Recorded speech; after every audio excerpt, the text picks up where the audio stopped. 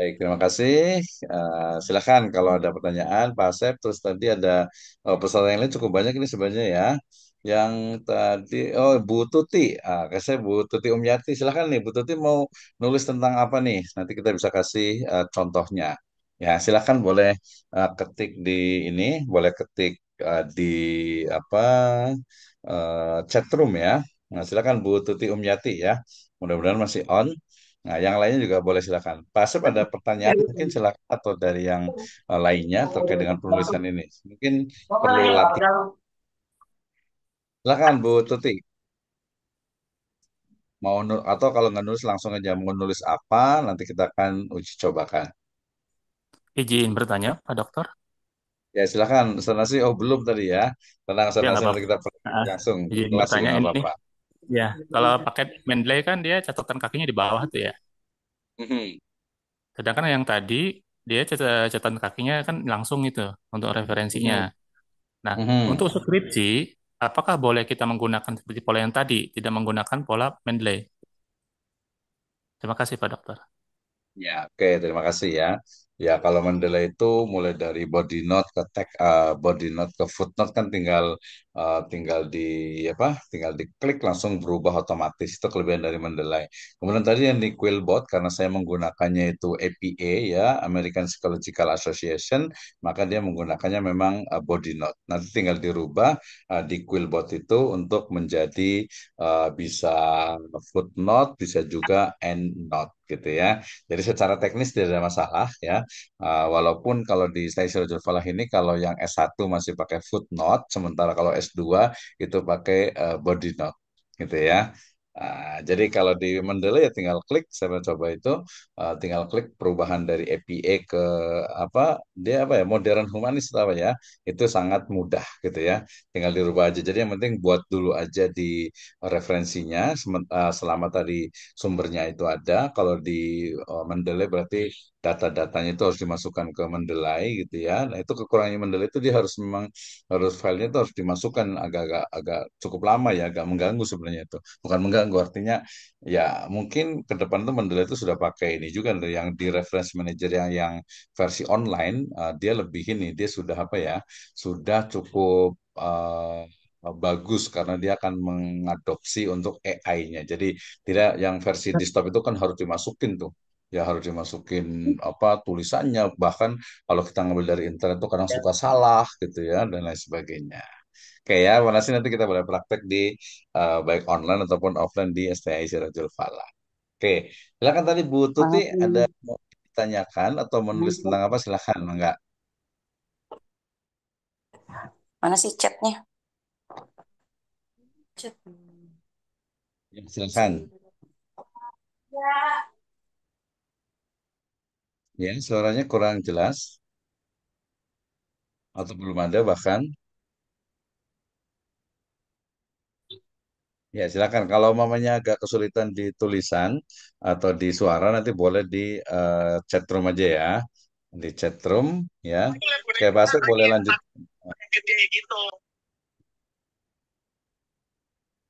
Ya, kurang jelas suaranya. Silakan.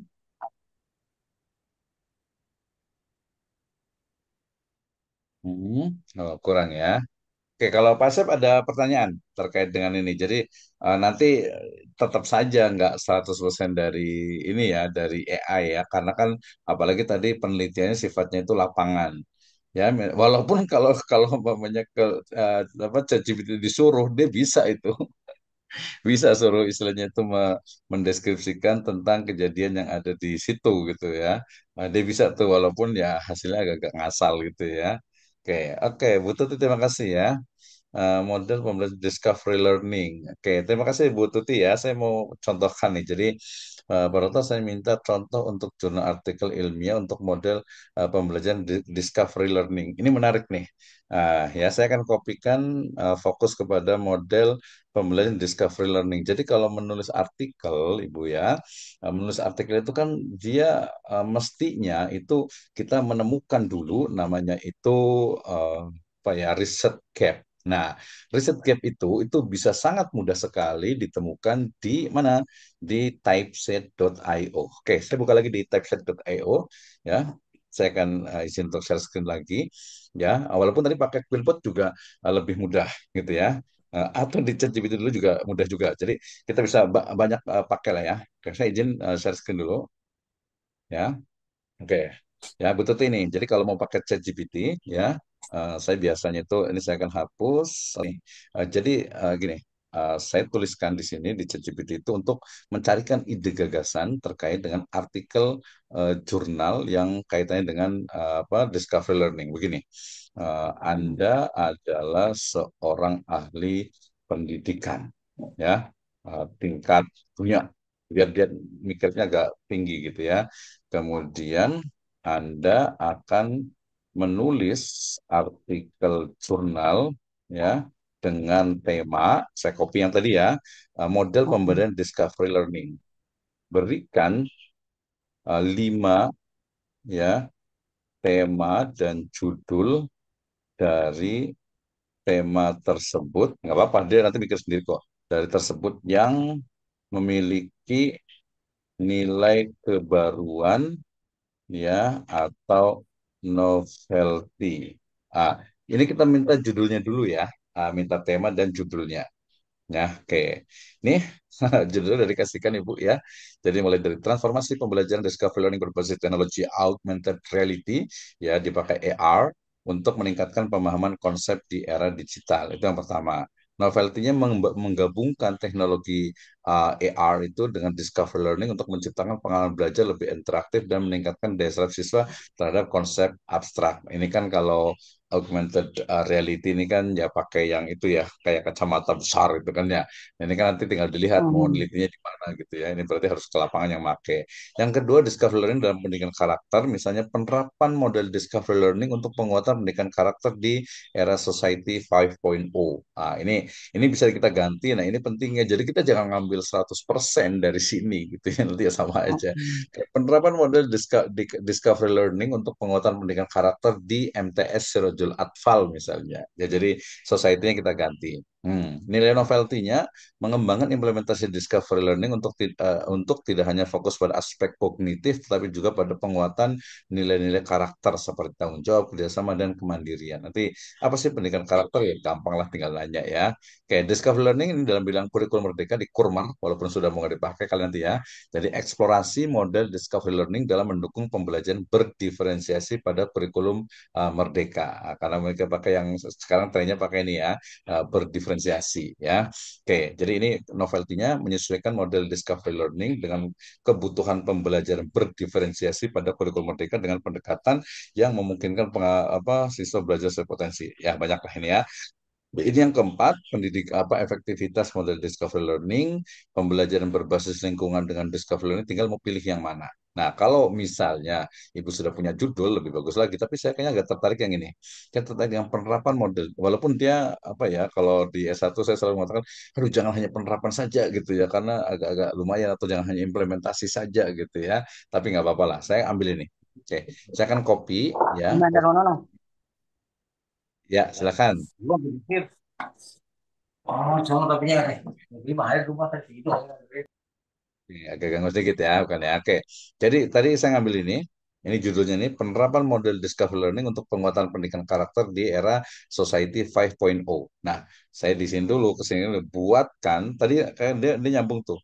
Yang Anda seorang peneliti ahli pendidikannya, buatkan outline ya, buatkan outline artikel jurnal ilmiah ya dengan judul, ini judulnya ya. Nah, tadi kalau mau ngikutin itu tadi sebenarnya lebih bagus kalau dia apa dengan urutan gitu ya, dengan sistematika Yang berikutnya. abstrak ya, kemudian pendahuluan, kemudian saya langsung ke metode, kemudian kerangka teoritis ya, kemudian pembahasan ya, kesimpulan dan daftar pustaka ya. Oke. saya akan minta buatkan untuk outline-nya. Nah, ini outline-nya abstrak seperti tadi ya. Mudah-mudahan nanti bisa nanti saya akan share juga untuk video tadi yang rekaman pertama. Kayak abstraknya, latar belakang, tujuan, metode, hasil utama, kesimpulan. Nanti saya mintakan ini untuk dibuat narasi. Pendahuluannya ini era society karena dia bicara tentang discovery learning, tapi juga di society 5.0 gitu ya. Nah, ini sebutkan tentang bagaimana latar belakangnya, rumusan masalahnya, tujuan penelitiannya. Ini kan dia karena outline, jadi dia pointer ya. Metode penelitian, kualitatif, deskriptif, lokasinya. Nah, ini mau di mana nih lokasinya nih? Tadi saya belum sebutkan lokasinya ya. Kalau tadi yang Pak Asep kan sudah disebutkan tuh, jelas di Sukabumi gitu ya. Dan ini pengumpulan datanya, kerangka teoritis, ini tentang discovery learning. Nah, ini walaupun dia menyebutkan ada Brunner 1961, tapi nanti dilihat dulu benar atau enggak dengan bisa menggunakan Quillbot atau bisa menggunakan juga typeset ya. Oke, ini karakter seperti ini pendidikan karakter Society 5.0 ini pembahasannya penerapannya ini kita bisa mintakan dia itu dibuat untuk ini daftar pustakanya ya Brunner The Process of Education Harvard University Press. Kemudian ini cukup lama kemudian pendidikan kebudayaan kemudian mulai berproses karakter di era digital dan seterusnya ini dia bisa outline ini dirancang untuk memenuhi standar penulisan artikel ilmiah di jurnal nasional maupun internasional. Apakah ada bagian yang ingin dijelaskan lebih detail? Seperti tadi, saya kan bisa buatkan abstrak. Misalnya seperti ini ya. Nah, misalnya seperti ini, ya. Saya minta narasikan abstrak berikut ini dengan tambahan kata kunci. Nah, dia kan buatkan narasinya. Kalau abstrak kan nggak perlu pakai referensi, abstrak atau pakai referensi ya. Ini dia keren. Artinya Masya Allah ya, artinya dia bisa menuliskan kata kuncinya discovery learning, kemudian pendidikan karakter di era society discovery learning, pendidikan karakter, society 5.0, kemandirian, tanggung jawab, kerjasama. Ini kan dari karakter itu ya kemandirian, tanggung jawab dan kerjasama. Ini udah jadi ya, ini udah sangat ini 90% bagus ya. Nah, itu pertama ya. Kemudian saya juga pengen tadi saya tunjukkan. Jadi begini, kalau untuk menulis jurnal gitu ya, saya akan copy di sini ya. Saya akan copy di sini model pembelajaran discovery learning. Nah, kalau untuk menulis jurnal gitu ya, maka hal pertama yang penting itu adalah novelty atau kebaruan. Nah, untuk kebaruan caranya itu adalah mencari dari literatur review atau penelitian terdahulu ya. Nah, untuk mencari penelitian terdahulu sebenarnya bisa menggunakan Google Scholar, bisa menggunakan Publish and Paris, bisa menggunakan juga misalnya Perplexity juga. Saya menggunakan yang ini aja lah, liveset.io. Tadi di Quillbot juga bisa sebenarnya tuh ya. Oke, kemudian saya ambil yang ini aja lah ya, dia walaupun nggak ada pilihan dia langsung nih. Ini kan tadi ya, penerapan model pembelajaran discovery learning untuk meningkatkan efikasi diri guru dan untuk pembelajaran PAI di Kecamatan Lewiliang. Oh, di teman ini ya, Insya Allah nih. Ini Bu Dokter Ami nih yang di kampus ini ya. Oke, ini juga ada. Jadi ini kelebihannya buku kita ada ternyata nih ya. Ini juga Agus Mulyana, kemudian Fitri, ini banyak nih ya. Oke, ini maksud saya itu Bu. Ya, jadi Bu Tuti ya. Jadi ketika kita mau menuliskan jurnal, ketika kita mulai jurnal, pastikan bahwa kita itu sudah baca penelitian terdahulu. Nah, untuk membacanya, kan kalau zaman dulu itu kemarin ingat sekali ada mahasiswa tuh di print gitu ya, kemudian masih mending di print terus dibaca. Sayangnya kalau di print itu jarang dibaca gitu ya. Sama kayak kita download buku banyak-banyak, akhirnya nggak dibaca, sayang ya. Nah, dengan typeset ini, kita sudah bisa baca ini penulisnya, tinggal cari, bahkan dia bisa mempodcastkan jadi yang malas baca itu dengan dengerin aja ya. Ini conclusionnya, saya pengen pakai metodenya ya. Kita tinggal klik di sini atau lebih tepatnya ini ya method use, metode yang digunakan. Nah, nah, metode yang digunakan oleh ini nih si Pak Suhendi dengan Bu Ami, teman ini ya, pendekatan kualitatif dengan metode deskriptif, too simple ya, terlalu simpel. Data dikumpulkan melalui observasi wawancara studi dokumen biasa. Ya, kalau yang di Chandrasmi Dwi Putranti ini penelitiannya menggunakan kuantitatif, analisis, teknik MANOVA dan ANOVA untuk pengujian hipotesis. Sementara kalau UUN Leonard, dia menggunakan intervensi metode campuran, mix method digunakan dalam penelitian. Data dikumpulkan melalui pengamatan, wawancara, dan tes. Kemudian satu lagi ada Fitri Nurbayanti, metode campuran, desain penjelasan sekuensial. Ini mix method, keren nih, cukup bagus. Instrumennya itu tes, kuesioner, dan panduan. Kita pengen tahu apa nih? Yang paling penting di sini nih, research gap. Nah, Kita klik riset gap akan ketemu. Ya ternyata di penelitiannya sini nggak disebutkan. Ini menunjukkan nanti kualitas dari artikel jurnalnya. Nih kalau di yang pertama, ini kan banyak banget ya. Pertama itu pelatihan dan fasilitas terbatas menghambat implementasi discovery learning. Pelatihan dan fasilitas yang terbatas, artinya pelatihannya terbatas, kemudian fasilitasnya juga terbatas, itu menjadi penghambat implementasi discovery learning. Kurangnya waktu untuk persiapan pelajaran mempengaruhi kualitas pengajaran ya. Kemudian di bawahnya nggak ada research gap-nya. Yang keempatnya, kesulitan dalam memotivasi siswa dan mengatur waktu. Alat bantu pengajaran terbatas untuk pembelajaran yang efektif. Ya, yang kelimanya tambah satu lagi, eksplorasi terbatas efek jangka panjang pada keterlibatan siswa, kurangnya pengaturan pendidikan yang beragam untuk penerapan yang lebih luas. Kalau mau lebih detail lagi, tinggal klik ini aja ya. Kalau masih belum percaya dengan typeset gitu ya, ya tinggal baca aja, perlu waktu agak lebih lama untuk membaca istilahnya itu PDF-nya, dan PDF-nya sudah ada di sini tuh, lihat. Mau langsung ke filenya, ini filenya tuh, Aldino Arisman Sabir Yanti Murni Fitrianti Raja Bali Pilitan. Penerapan model discovery learning menggunakan pendekatan saintifik untuk meningkatkan keaktifan belajar IPA peserta didik kelas 5 SD Negeri 109 garis miring 2 Manggis Kabupaten Bungo. Bungo mana nih ya, Jambi ya. Benar Jambi ini kita baca. Kalau mau ya baca lah satu-satu gitu ya. Tapi ya perlu perlu dibaca. Saya juga merekomendasikan untuk dibaca juga. Jadi jangan 100% percaya dengan apa AI gitu ya. Oke, itu untuk Bu Maya, nanti boleh tes, boleh coba. Bu Maya, ada Bu Maya Tutup di nih sini ya. Pak. Bu Tuti ya. Oke, nanti kalau pertanyaan silahkan kalau ada yang bertanya. Ya, nanti kalau itu, kalau mamanya perlu download apa, nanti tinggal hubungi saya aja ya. Dengan ini juga. Oke, terima kasih. Masih ada waktu sekitar 7 menit. Baik Pak, Silakan ada terima yang kasih Pak Dokter. Oke, betul tuh, jangan lupa nanti lanjut ya. Nanti biar jadi Ya, nih, kita Pak. bisa bisa apa bisa kolaborasi. Termasuk juga kami di STI Sirojul Fala kan punya 3 jurnal nih ya. 3 jurnal, ada Oh iya Pak ya. apa yang satu jurnal itu kita free, yang Dakwatu Sifa itu kita free. Silahkan bisa langsung submit di websitenya di STI Sifa Bogor ya .ac.id di jurnal. Atau nanti bisa hubungi saya juga ya, biar kita bisa Baik kolaborasi. Pak Terima Dokter, kasih Bu terima Tuti ya. Nanti video kasih. rekaman juga ada di di akun YouTube saya, juga ada video-video yang terdahulu yang sebelumnya juga, nanti silakan kalau mungkin ada yang terlewat. Nah, kita masih ada waktu 6 menit. Silakan ada yang mau bertanya. Tadi Pak Nasruddin masih ada nggak ya? Masih ada ya. Kita Ya, mau Pak Dokter. coba juga nanti nih. Jadi Pak Nasruddin, Ya, nanti mungkin kita berangkat dari judul dulu gitu ya. Jadi kalau iya. judul yang kemarin disebutkan itu, saran saya memang harus ada permasalahan gitu ya. Permasalahan, dan yang paling penting juga, kalau tadi, oh saya juga suka ya. Saya juga nyimpen ada beberapa referensi tentang Muhammad Iqbal ya. Memang menarik ya, menarik. Walaupun ya mungkin kalau kita baca pemikirannya itu ya pemikiran apa ya, mulai dari ya kebangkitan Islam di tengah akhir-akhir kolonialisme gitu ya.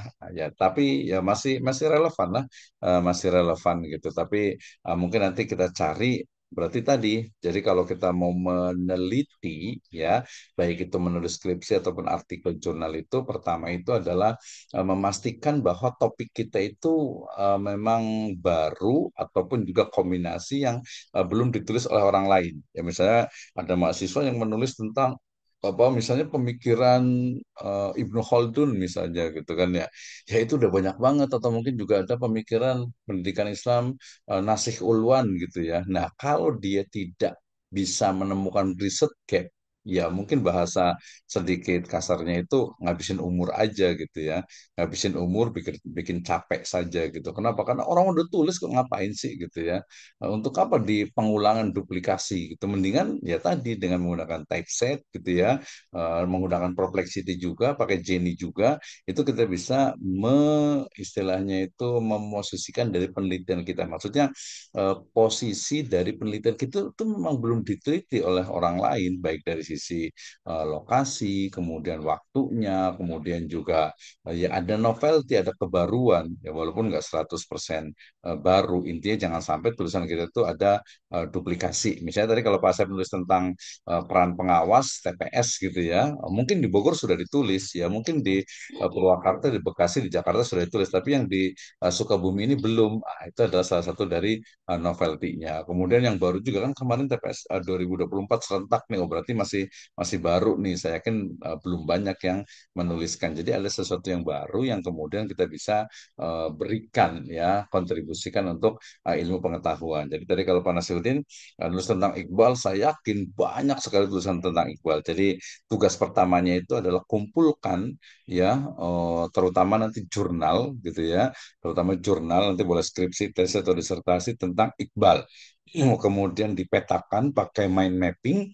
Jadi pemikiran tentang Iqbal ini ya, tanpa mengenai kehormatan ke beliau ya, pemikiran tentang Muhammad Iqbal ini yang sudah ditulis itu yang mana saja sih, gitu kan ya? Yang mana saja, kemudian yang belum itu yang istilahnya itu yang bagian mana? Nah, karena kita itu di program studi pendidikan agama Islam, maka harus apa? Bidangnya adalah bidang pendidikan agama Islam. Ada kemarin saya ada beli 5 buku itu tentang metode penelitian pendidikan. Ada 2 yang metode penelitian pendidikan agama Islam. Kita tahu ruang lingkup dan cakupan dari ya rumpun ilmu pendidikan agama Islam. Nah, jadi tugasnya Pak Ustadz Nasih itu ya mengumpulkan penelitian ya, terutama yang paling gampang ya tadi yang sudah dipublikasi ya terkait dengan pemikiran pendidikan ya Muhammad Iqbal. Nah, setelah itu baru nanti kita pilih yang memang belum diteliti, ada riset gap-nya tadi itu pakai typeset itu, kemudian baru kita bisa fokus di sana. Nah, setelah kita bisa nanti kalau mamanya pemikiran nih yang rata-rata S1 atau S2 itu masih belum sampai gitu ya. Misalnya gini, Muhammad Iqbal itu kan nulisnya, saya sebut saya mungkin pakai bahasa Inggris gitu ya, atau pakai bahasa India ya, bahasa Inggris lah mungkin ya gitu ya. Nah, jadi Anda jangan menggunakan yang terjemahan bahasa Indonesia, apalagi kalau hanya dari jurnal-jurnal atau penelitian-penelitian orang lain, itu second references ya, itu referensi kedua. Kenapa? Ya kurang valid lah. Ya walaupun kalau S1 sih ya masih agak-agak bisa lah gitu ya. Atau mungkin metodenya diganti menggunakan bibliometrik misalnya, itu bisa gitu ya, menggunakan bibliometrik. Tapi kalau udah S2, kemudian dosen kok masih nulis tentang Ibnu Khaldun kok pakai buku terjemahan apa main references-nya, nulis tentang Iqbal kok referensinya pakai bahasa Indonesia gitu kan ya, nggak tidak valid lah, tidak valid gitu. Belum lagi kok bukunya cuma satu gitu ya. Nah, itu sangat disayangkan. Oke, ya tapi saya rasa Pak Ustadz Nasyuddin ini levelnya udah makomnya udah inilah ya. Udah nanti bisa dikembangkan. Yang penting sekarang kumpulkan dulu tentang kalau perlu satu folder ya itu terkait dengan Iqbal. Tadi masukkan ke folder di AI. Baik, terima kasih Ibu Bapak sekalian. Saya rasa waktunya sudah cukup. Nanti kalau ada pertanyaan silahkan boleh bertanya ke saya gitu ya, baik Japri ataupun juga di grup juga. Dan insya Allah nanti kita akan lanjutkan. Jangan lupa untuk program selanjutnya kami ada di tanggal 28 Desember malam insya Allah ya, ada visiting professor terkait dengan topik yang sangat menarik yaitu usul at-tarbiyah al-islamiyah ya. Mudah-mudahan kita bisa apa kita diberikan keberkahan Allah Subhanahu wa taala sehingga kita akan mampu untuk ya melanjutkan ya, dan kita bisa terus talabul ilmi faridotun ala kulli muslim. Baik, terima kasih jazakumullahu khairan ala ihtimamikum. Kita tutup dengan hamdalah dan doa kafatul majlis. Alhamdulillahirabbil alamin. Subhanakallahumma wa bihamdika asyhadu an la ilaha illa anta astaghfiruka wa atubu ilaik. Wallahu muwaffiq ila aqwamit thoriq. Wassalamualaikum warahmatullahi wabarakatuh.